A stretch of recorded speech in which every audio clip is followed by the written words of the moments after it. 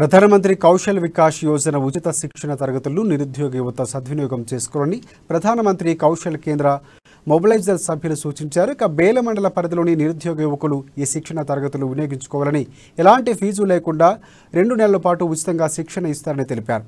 ఈ ఉచిత శిక్షణకు డిగ్రీ, ఇంటర్మీడియట్ చదివిన వారు అర్హులని, ఆసక్తి గలవారు దరఖాస్తు చేసుకోవాలని పిలుపునిచ్చారు.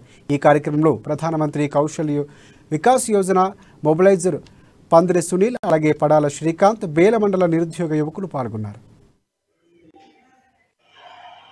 కౌశల్ వికాస్ యోజన ద్వారా ఉచిత శిక్షణ అందించబడును. ఈ రోజు బేలా మండలంలోని ఎంపీడీఓ కార్యాలయంలో నిర్వహించడం జరిగింది. యువతియు 18 సంవత్సరాల నుండి 29 సంవత్సరాలు నిండిన యువతి యువకులు ఈ శిక్షణకు అర్హులు. బేలా మండలంలోని నిరుద్యోగులు ఈ ఉచిత శిక్షణను సద్వినియోగం చేసుకోవాలని కోరుకుంటున్నాము. అదేవిధంగా ఈ శిక్షణ అనంతరం వివిధ ప్రైవేట్ రంగాలలో ఉద్యోగ అవకాశాలు కల్పించబడును. శిక్షణ అనంతరం ఉచిత శిక్షణతో పాటు సర్టిఫికేట్ కూడా అందించబడును. కౌశల్ వికాస్ యోజన ద్వారా ఉచిత